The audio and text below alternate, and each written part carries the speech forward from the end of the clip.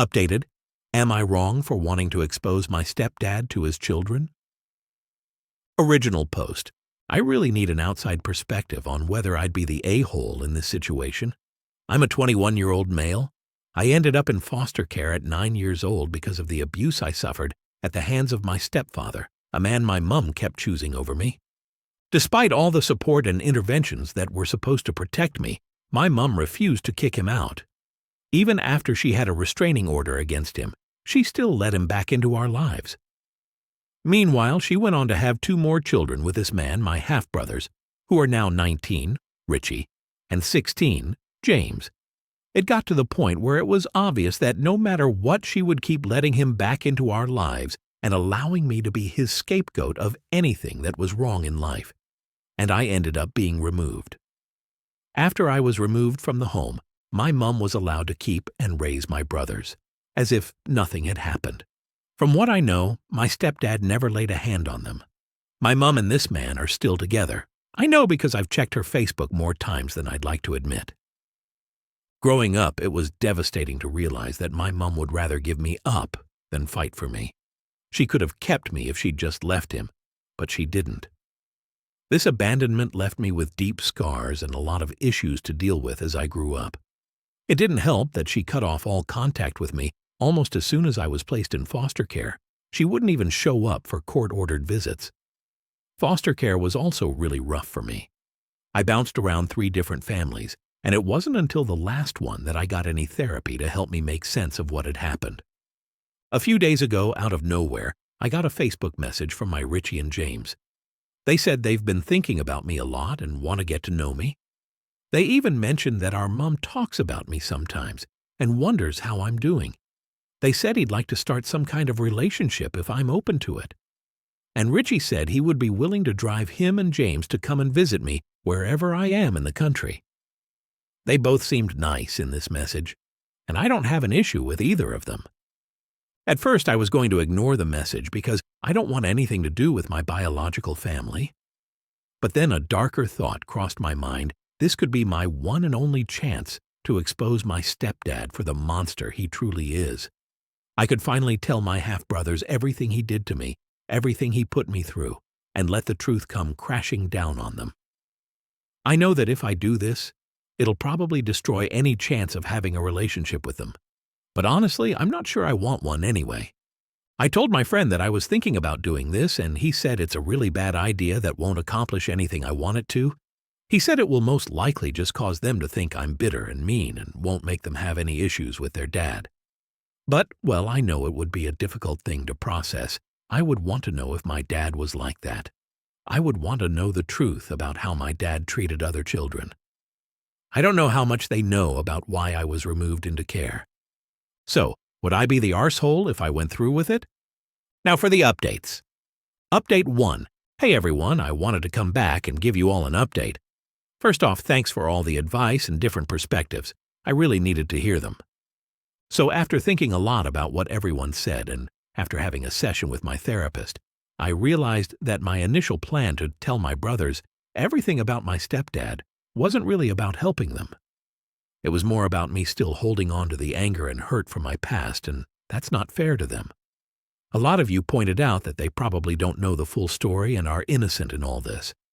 And honestly, that hit hard. I decided to reach out to my Richie brother and told him I'd like to meet up. I didn't mention anything about our mom or the stepdad situation.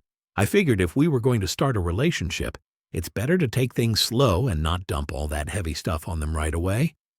We ended up meeting at a cafe. I was super nervous, but when I saw them, it actually felt nice. They were both really nice, and we just talked about normal stuff, like what we've been up to, our favorite football teams, that sort of thing. It was weirdly easy to chat with them. At one point, James asked why I was placed in foster care.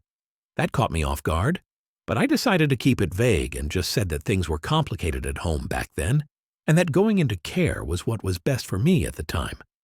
James started pushing a bit for more details, but Richie told him to knock it off, which honestly was a relief. By the end of it, I was glad I went. They asked if we could stay in touch, and I said yes. I'm still figuring out how much to share about what happened, But for now, I'm just trying to focus on building a relationship with them. I realized that while the past is important, it doesn't have to dictate how things go with them now. So yeah, thanks again to everyone who helped me see things clearer.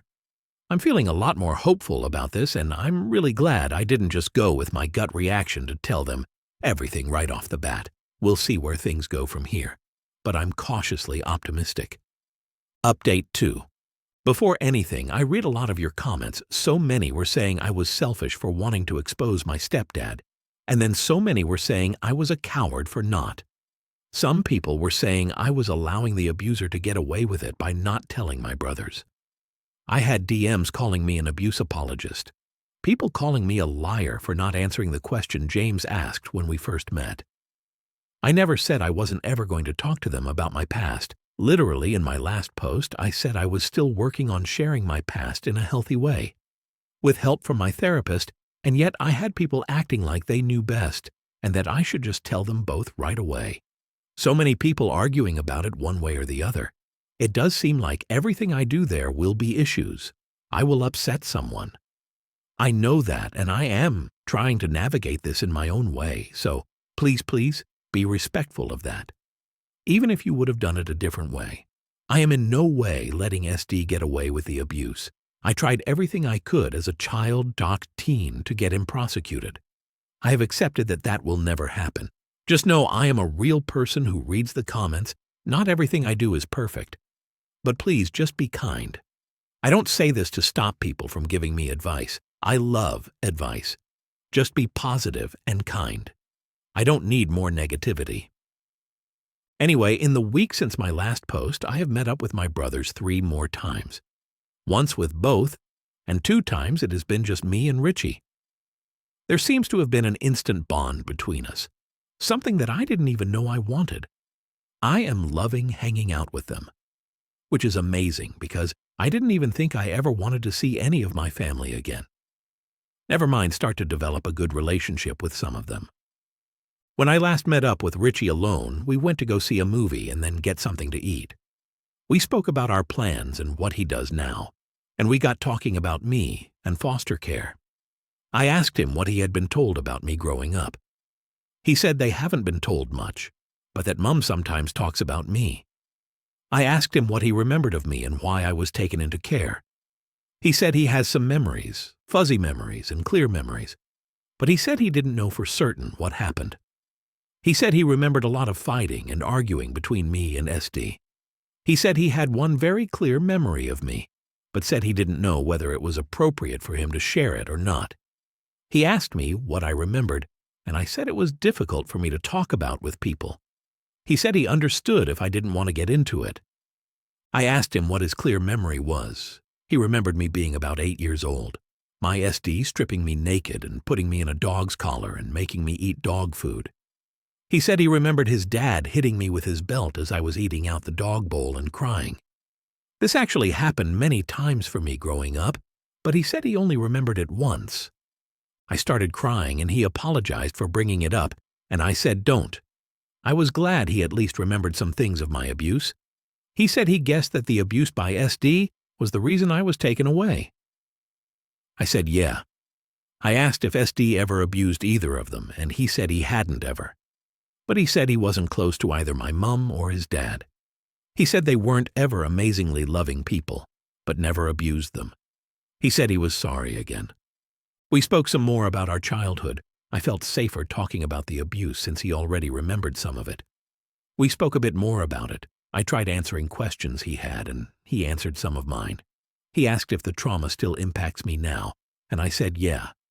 I was open with him that I've attempted to end my own life multiple times because of it. He apologized for not being there for me, for not sticking up for me. I said nothing that happened was his fault or my fault, and that we can't change the past. After we finished, we both went to our own homes. He messaged me saying he's glad I grew up and that I managed to keep living. He meant it sweetly, I think, even though it came off a little weird. I feel really amazing that I have a brother who seems to care about me. I couldn't even have imagined he would have liked me a few weeks ago. Update 3. Hey everyone, it's been 16 days since my last update, and I wanted to fill you in on how things have been going. I'm still working on building a relationship with my brothers, but it's been more complicated than I anticipated. While things started off surprisingly well, it's clear now that we're all navigating different versions of our shared past. After Richie opened up about his memory of the abuse, we've had more conversations about what I went through. I didn't want to keep tiptoeing around the subject, so I decided to share a little more, but I've been careful not to overwhelm them. James, though, has been acting a bit distant since then. I can't help but wonder if maybe he's struggling to process everything. I wouldn't blame him. It's a lot to take in, especially for someone who had no idea what was really going on back then. And I didn't even really tell him what happened, just that I was abused by his dad when I was young, and that's what caused me to go into foster care, and I only told him that much after he asked me again. Richie has been supportive, but I think even he's starting to feel the weight of it all. We had a pretty intense conversation a few days ago where he admitted that he's feeling conflicted. On one hand, he loves his dad, but on the other, he now knows what a monster he was to me. It's like he's torn between two realities.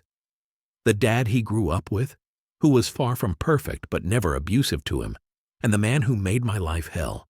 He hasn't said it directly, but I think part of him feels guilty for not experiencing the same horrors I did. I think he feels like I got it so he and James didn't.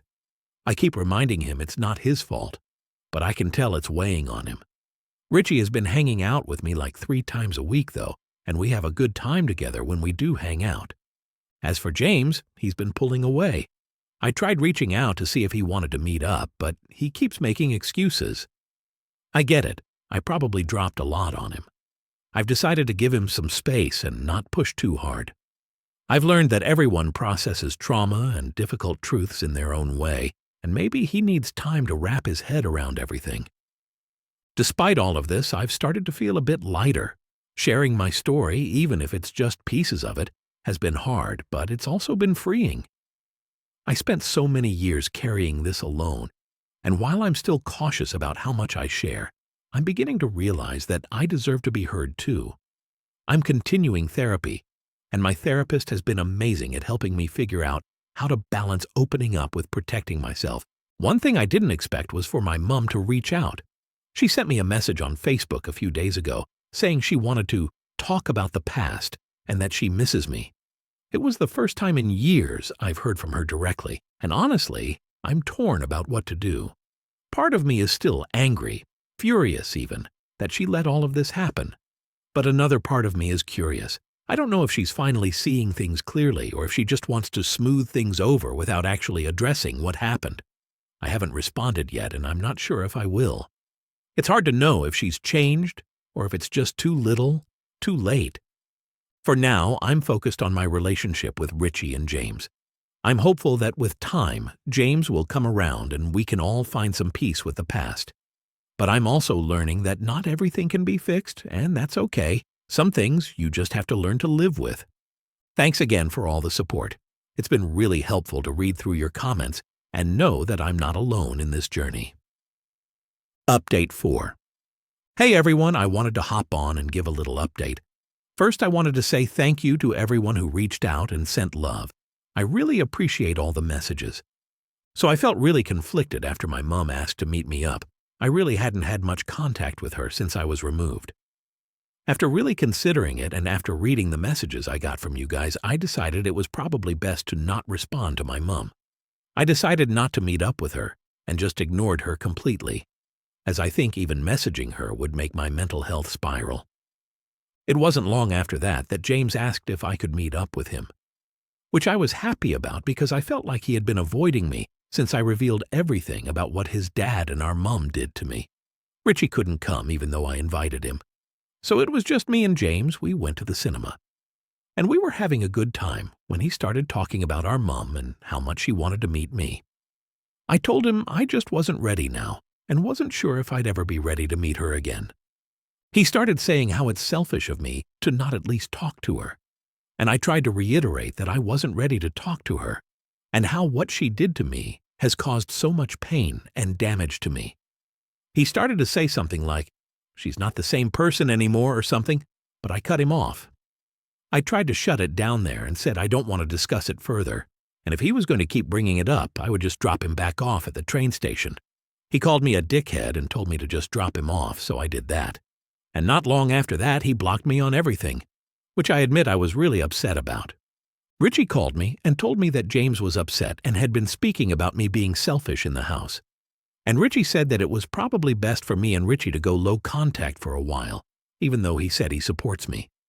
He said he has to try and navigate it through his home life until he is able to move out and be independent.